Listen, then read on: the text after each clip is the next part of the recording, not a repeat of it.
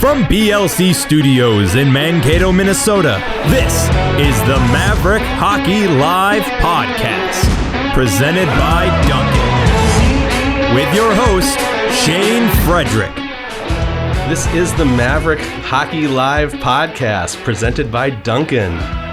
How is everybody doing today? My name is Shane Frederick. I'm the host.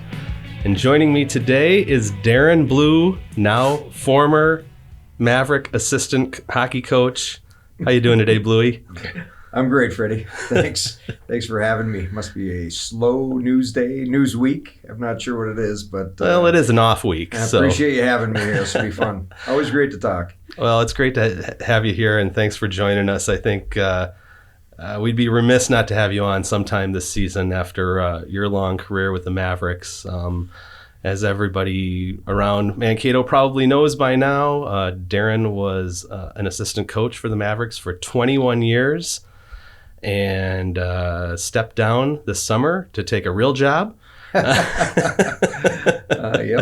And big boy job, yeah. A big boy job, exactly. You beat me out by a year after covering the team for 20 years. So I know. I saw how much fun you were having. I had to find a different path. And of course, you were a player for 4 years, and have just been a long time mainstay in the program. What's it been like after a few weeks into the actual season? What's it been like for you to not be doing this anymore? You get that question a lot, right? It's and I think the biggest thing is I don't think people understand, what. And I look right now at Coach Hastings and Coach Connaught and Coach Kirtland and kind of how this time of year goes. And, do I miss the Friday and Saturday? You bet. I mean, there's a part of that, that energy and what goes into that. But I guess I'm enjoying being at home every night. And when I say, I don't know that people, understand, between Mike, Todd, and Paul, I don't know if they'll have a day off, till probably December. And it's that was something that for me was, every time I enjoyed going to recruit, I enjoyed being on the road. But, and with our family and the way it was for us, and, my wife being the track coach up at MSU and so on, it just meant that somebody else was sacrificing for me to be gone. So I guess for me, it's been definitely bittersweet. Miss, that daily interaction. You miss that Friday night lights, so to speak. Mm-hmm. But on the other hand, having a 10-year-old at home and just having a great wife that's really been there, to pick up all those pieces for so long. It's been great to be pretty much home every night. Still doing a lot of traveling, but been home in my own bed more often than a Hilton or a Marriott, which is usually the case this time of year. Oh, now you get to cash in those points finally for something fun, right? Yeah, I wish that was the case, right? Yeah.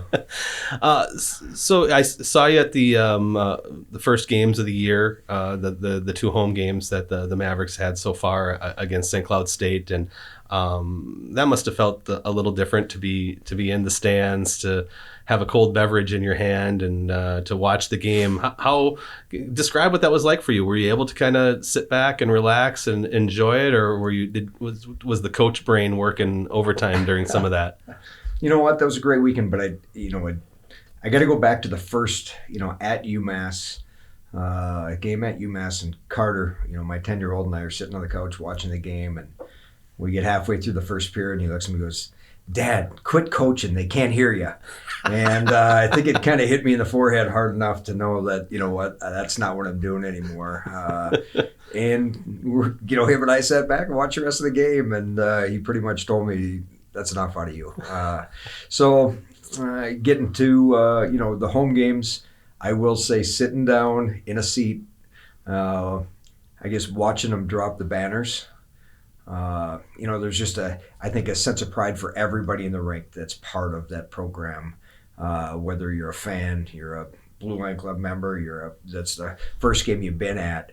I think if you have a tie to Mankato, to MSU, to anybody out there, there's just a sense of pride when you see a banner come down. And it was a weird feeling to be sitting in the stands, and cold beverage, I didn't go without one. I had plenty of, it seemed like they kept coming. So it was a lot of fun. But I will say 1-goal game, minute and a half, 2 minutes left. I was shaking in the stands. It's a different feeling when you're up there. You can't say anything. I've never felt that way on the bench where you're shaking.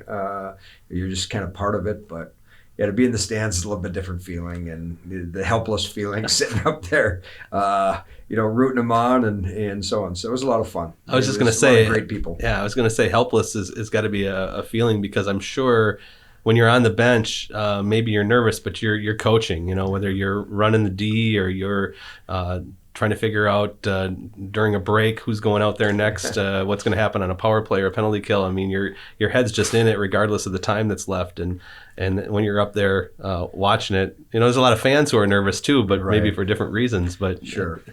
No, it was different. And everybody says, what do you think of the game? And I said, I can't tell you I watched that much of it. It becomes such a social, that part. And, like I said, so many great people in Mankato, and it's a lot of fun, and people have a good time with the games. And I can see why people want to be there, and buy a ticket. It's, I enjoyed it. People, whether it's, between whistles, things that, I never really paid attention to. Just have a lot more appreciation for being there for a couple of games of all the other things that happen and have to happen outside of that player box kind of window that I've really been in for the last 21 years there at the rink. yeah, it's probably a good experience. I mean, just to have that, I mean, it would have probably maybe been helpful even just to do it once, not that you could, especially with a 3-person coaching staff, but just to go up and experience and figure out what that game night is like from the experience standpoint, what people are experiencing, what the fans are going through, where can things improve? I know those are the sort of things that I think weigh on your mind a lot. Right. You just think about those things, and it's such a great experience. And as a media person, with the way the so-called press box is, You're right in the middle of it, aren't you? Exactly, you're exactly in the middle of it, and so you totally feel it. And so that must have been a pretty unique experience for you. It definitely is different. When people say, well, I don't know how many games you go to a year, right? You're going to games all the time, but between whistles, you're looking up stats, or you're trying to do some dig work on a player that you're watching, or you're looking at scores somewhere else, or sure, we go to a ton of games, but you don't go to a game just to enjoy the game and enjoy what's going on in between it. So it was definitely a different feeling, different experience, just to be a fan and not to definitely care what the outcome of the game was, but be able to go home and know that I would be able to go to sleep either way. You're not rewatching the game 3-4 times, right? No. As I went and talked to the coaching staff, and they're all walking out with their computers to watch it again. I said, I don't have to watch this one again tonight. I'm done. So no, very different. But like I said, the job that all the people have done down there, it is an unbelievable experience. And we always, as a player, I shouldn't say as a player, but as a coach and as part of the people on the ice, we've had so much appreciation for the fans, the band, the people that make that a home rink. But to be part of the other side of that was a lot of fun. The next night, there was a nice little tribute to you with a great video with some former players, David Backus, Ryan Carter, Tim Jackman, your old coach Don Brose, Mike Hastings, your wife Jen, and son Carter. I mean, and just a nice little tribute to you on the bench there. What was that like for you to experience that? I know you loved the spotlight, Bluey. Yeah. I said we couldn't do that. Somehow Hasty talked me into that. But you know what? I'm appreciative, right? Just of all the people. And probably I should be most appreciative of whoever put the video together, because they edited out all the other parts that I didn't want people to hear about. But no, it was awesome. Like, it was touching. It was, like I said, very appreciated by myself, my family, and I think Carter got a big kick out of it, and being part of that a little bit. And you know what, the team, the staff, everybody's been so gracious to me, and still be part of it a little bit. And it's one of the things that people, I don't know if they know, so much about kind of what it is, but Coach Hastings and Coach Connaught, a couple of the more inviting people, you know what I mean? And Coach Hastings is just very good about including people and wanting, more the merrier. And usually when it becomes more the merrier, he's got, 10, 15 people around him who's telling a story. And, I wish I could tell a story like he does, but, it's just, it's a great atmosphere around there. It's the culture of the program is in a great place as far as, everybody wanting to, help the next guy and everybody to feel and be included in things. So no, it was a great night, that they included me in something like that. I felt bad. I think we all know I'm never going to get to be on that bench again. Right. After they lost that night, right? Like he's out of here now, right? Right. So no, it was, I wish we would have got to see a win that night, but I thought a great weekend of hockey by both teams. A lot of alumni in town too. There was a nice little get together pregame as well. I actually enjoyed that too, because I saw a lot of players that I hadn't seen for many years after covering the team for 20 years. I mean, you and I started at the same time. Me as a hockey writer, you as a assistant coach came in both in 2000. So there were lots of players that I enjoyed seeing and catching up with, and I'm sure you did as well. Yeah, I wish I would have went home a little earlier that night. Sunday was a long day, but it was it was great. You know what? And that's what I mean. Like I've been fortunate over the time, my time here. Just had a lot of good people, a lot of players that I still call really good friends. I guess I shouldn't say still. They are really good friends of mine, and stay in touch. Quite a bit, and those guys have been unbelievable supporters of our program. And you got to see a lot of those guys there on Saturday, I guess. Yeah. Go back to 2000, I guess, or maybe we can go back earlier. Let's go back to your playing days. I mean, did you set out? Did you think that you'd be a coach one day? What did you set out to do? You came to Mankato in what year was it? 91. 91. Yep. And did you wanted to play hockey here? Get your degree? Did you think that you'd go on to coach and coach Not here? At all. No. I it's interesting. When I came here, I was in the pre-med program, and I worked really hard for 3 years in the pre-med program to have my grades in a spot that I could go on and do something that way. And I went and coached a AAA team in the summer. A guy from the city's called and said, "Hey, can you come and help us with the Minnesota?" I think it was the North Stars they were called, AAA team. There were a couple alums that were John Hagland was part of that. A couple other alums were part of this group, and we went up to actually Troy Judding was part of that. We went up to Ottawa, coached the team. I was with them for about I think 6 weeks with this group of probably 11, 12-year-olds, and I came back and I told Coach Rose, you know what, I want to coach. And he kicked me out of the office and said, "No, you don't. You don't do that." And I guess I kind of went in, changed my major. I became a biology major with a life science teaching degree, and went down that path. So no, I didn't show up wanting to be a coach. I'd always coached, whether it was golf lessons or youth hockey, or I'd always coached, but that wasn't ever something that I thought was something I'd be able to do, or that wouldn't be my career aspiration, I guess, at that time. So things changed. I played through my 4 years. My fifth year, actually, I worked for work study. I worked for the team as a student assistant. I coached at Mankato West, so I got one more year in there too. So I helped Mankato West High School, and then was a student assistant with the team more as a kind of in the office. And when we talk about Coach Brose, I saw how he every Monday started on his list of what at the time 50 Division I teams or 40 some Division I teams, and called everybody trying to make a schedule. And it was part of a lot of the really neat things that happened back in those days that were behind the scenes that nobody really understood.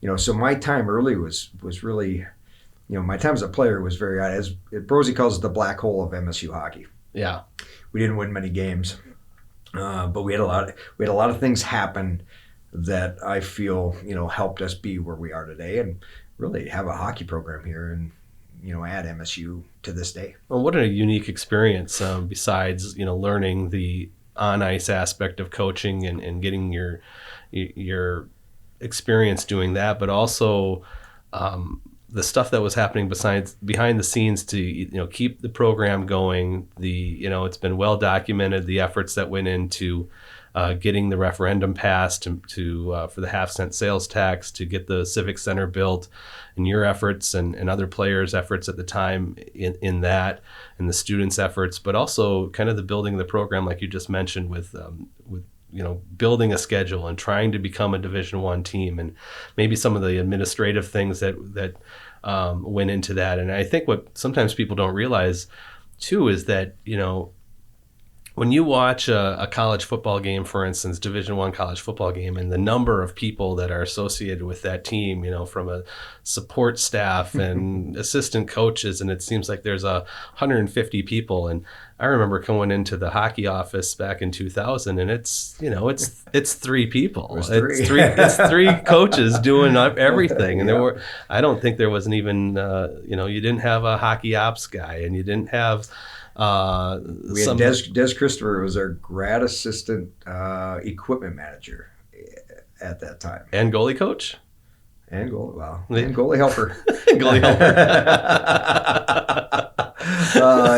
Yeah, you're exactly right. So, but yeah, it was it was bare bones, and it was. But what I love, and it's kind of the Mankato way, right? The MSU way is you get it done. Yeah. And I think it's, I think even to this day, I think you'll find a lot of what, Coach Hastings and, Coach Connaught, and it's not a lot of flash. It's not a lot, it's, I guess our thing is always to outkick our resources, right? Mm-hmm. Be a little bit better than what we have. And not to say that we haven't been, supported unbelievably well from, President Davenport, Rick Straka, Kevin Beisman, and all the other people that have supported. But, our thing is always, let's give them more than let's give them more than they expect at times. Mm-hmm. And you're always there might be a hiccup in there once in a while, but I think Coach Hastings has proven that he can outkick his coverage a little bit, and he's I just think that staff, those two, I think you got the best head coach in the country, and I think you got the best assistant coach in the country. Yeah. I think they are really good at what they do, and I was just happy to be there and be along with them, take the garbage out once in a while. Well, I think you did a little bit more than that. No, but. It was great. They really are. And, Mm-hmm. and Paul, and I've known Paul for a long time, and I think he's an unbelievable addition.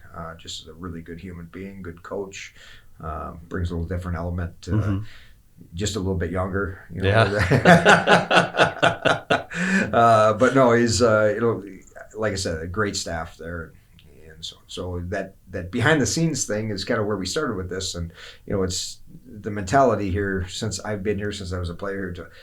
We'll get it done. Right. You know what I mean? We'll find a way. We're appreciative of what we have. We understand maybe we don't have everything, but we'll find a way to make it better every day and give our players what they need to be their best. Yeah, it's kind of been an impressive way of building things. I think about even like the renovations in 2015 and the extra work that kind of went into that, and a lot of the efforts that you took on there, even the way that maybe this program has recruited over the years.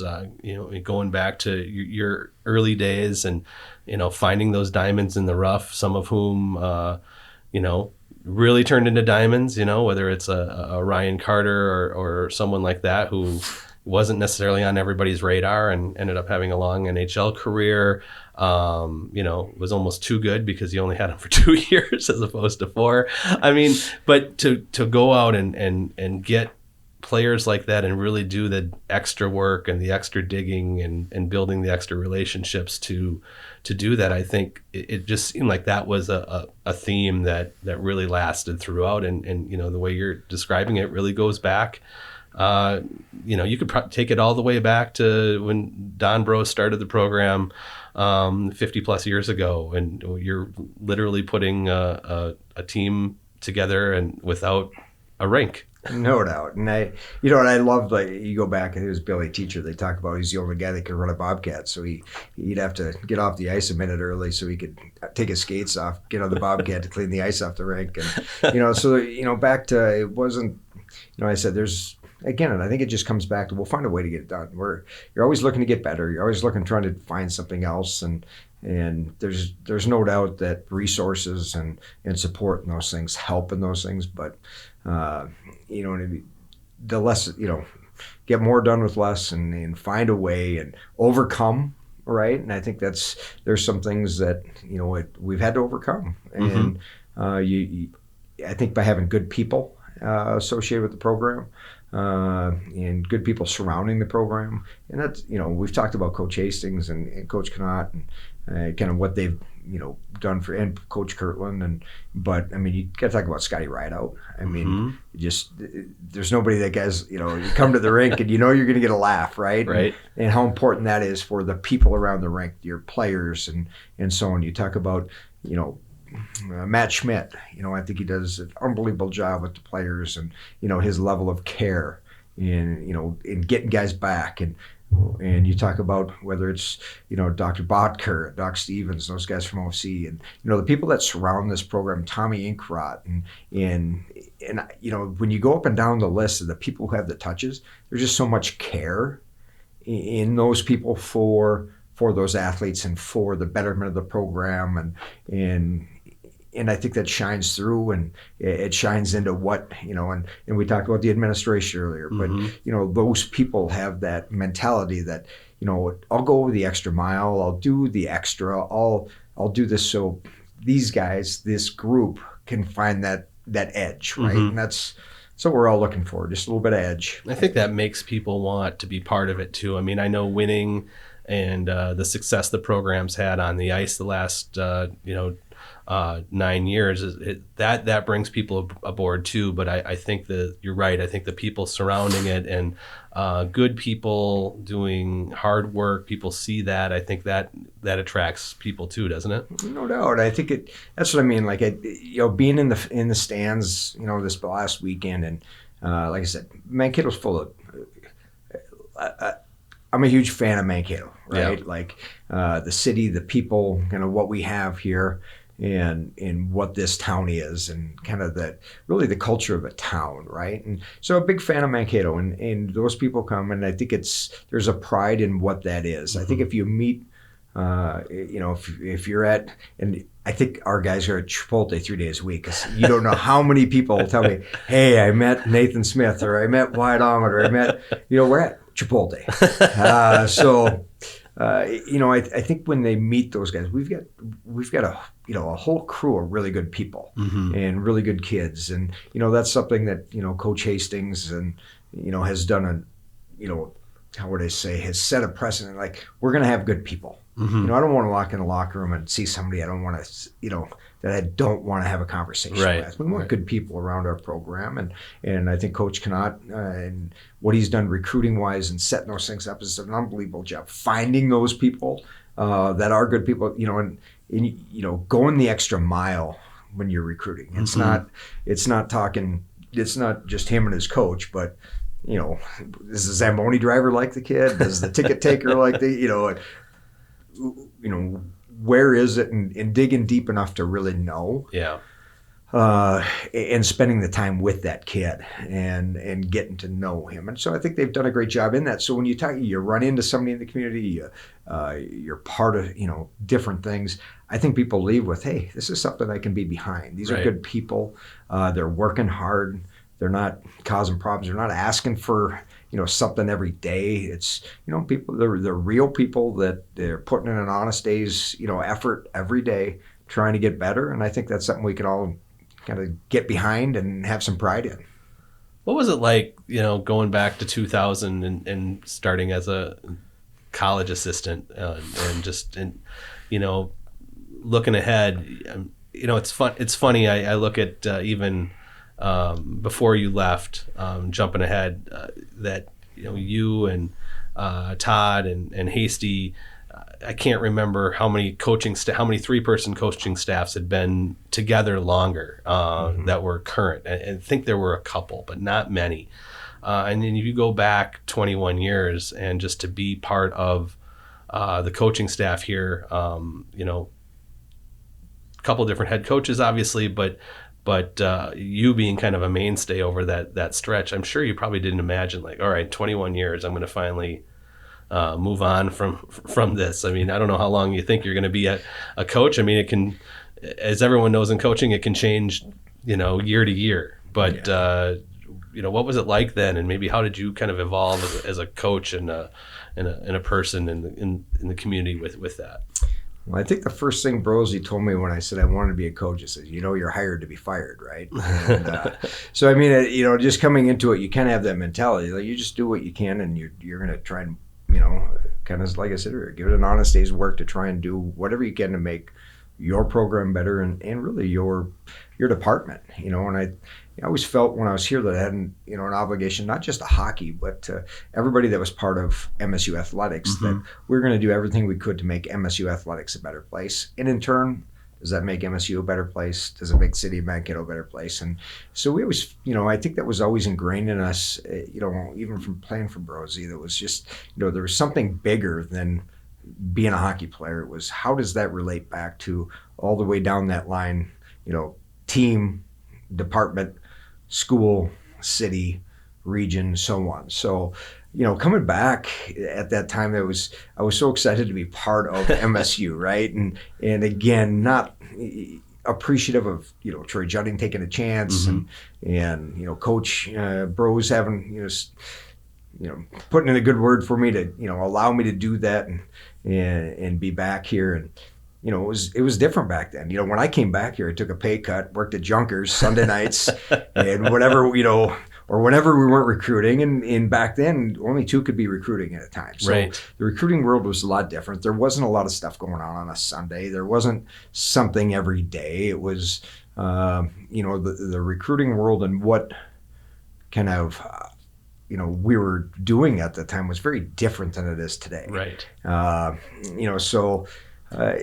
I look back at those days and say, boy, lucky to get through. I remember having a car payment thinking, oh my God, how am I going to pay this car payment? I just took a $6,000 pay cut to be a college hockey coach.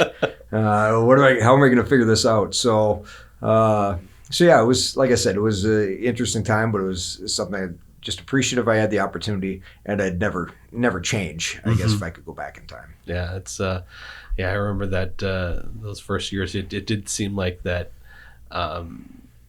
between you and Eric Means and you guys trying to, figure out who, it seemed like it was so rare to see three coaches on a bench, at least until the playoffs. I mean, and now, I mean, it still seems like you're seeing sometimes where one coach is gone, but you can just tell that everything's being done in a different way. Yeah. And access to information is different. And I remember Coach Means once told me something about you used to get the faxes from the junior hockey leagues, or even the mail, the stats came in the mail, and you'd kind of go through to figure out maybe who's not being looked at here. And so no secrets anymore. So when I started, I think MSU purchased the AJHL stat package. I think St. Cloud had the BCHL stat package, and Duluth maybe had the Manitoba. So they would all get faxed, and then we would turn around and fax them to the other two so we could save the money so we didn't have to pay for all three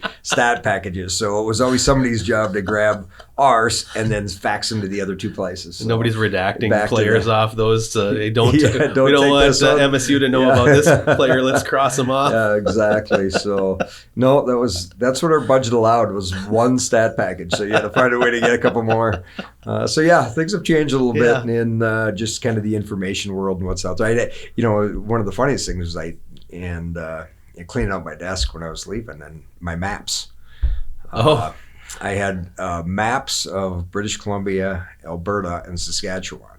The old school Rand McNally or whatever they were, folded up maps that you can never refold, right? And all the cities, and then little directions on how to get to the rink in the city, like turn at Mel's Coffee Shop and it's down the road, and different things. So that was pretty funny to go back and look at that, where like you tell some of the coaches now, like, you should see the maps I had. Like, what are you talking about? I just put it in Google Maps and I'm there, right? So So yeah, that's times have changed in 21 years, and in the recruiting world, and cell phones just it was finding a payphone. Right. You know what I mean? To call back and talk to coach after the game, something, because you couldn't. It was too expensive to use cell phone in Canada, so I had to buy the phone cards so you could call back home and report on the game. So that's funny. Things were a little bit different. You're so involved as an alum. That was a big part of your job that you took a lot of pride in, is kind of building that alumni network. Is that something that Coach Hastings was on the podcast? He mentioned Darren's not going away. He's going to be around. He's welcome anytime. Are you still going to be involved? Are you going to be kind of doing some things alumni wise? Are you still dabbling in that a little bit, or how are you staying involved, if at all? as much as they'll have me, Freddie. No, you know what? That was something. I was very, like I said, lucky to have the support of the alums, and I think when you go back and one of the things I talk about our alumni that I don't know how many people know, but when we were redoing our rink and naming the lockers, and ultimately we named the lockers because we needed to raise some money, right? We needed to get in, and we needed to find some money quick. And I remember Coach and I being in a meeting, and we said, we'll raise it. And we walked out and said, how are we going to do this? And so we put together a little plan, and luckily David and Kelly Backus stepped up right away and gave us money for the weight room, and allowed us to kind of equip the weight room with the weights and the machines and everything we had in there. But then we had to find more, right? And we went out to our alumni, and we had 2 different levels of locker sponsors, and I think we had an option for 50 of our 56. We said we'll sell. No, actually, it was 48. We kept 8 lockers for future. Okay. And we had all 48 sold, so to speak, in less than a month. Wow. And I think that just showed, and there's a lot of people that have had locker, naming rights or naming, out there for years and haven't sold them. And, for our alumni to step up and do that, at a decent price and a decent number. And the whole mentality of that was, our thought was, we don't want this to be the XYZ locker room, the naming on the locker room. We want it to be, the locker room is the kind of the sacred place of a player. And we want this to be the alumni locker room. And we want all of our alumni's name on it. That's how we want to name it. We don't want it to be a certain company. And, and the guy stepped up and was like, yeah, that's our players' room. That's what it should be. And kind of like I said, to have that support, I think was unbelievable. And it's something that, I take pride in being part of that group. And so as long as Coach and the group will have me and let me be part of that, I'll always be part of that alumni group. Yeah. And, whatever we can do. And, there's guys coming back, bringing their kids in, and, show them around, help, and you know what I mean. And I know what it was like as a coach. How many times I said, God, it'd be great if somebody else could do this, right before a game. So hopefully I can help with whatever, whatever makes life easier for them. And and I guess that's helping to run alumni golf tournaments, helping line guys up for different alumni events, and really just keeping guys part of it. Right. And, we've got a really good network of alumni, and hopefully to, continue to foster that relationship between the program and that group. Well, this has been great. We're going to see you around. You didn't leave town. You're still around. You're still hanging around. They can't get rid of me that easy, no, Freddie. No, not at all.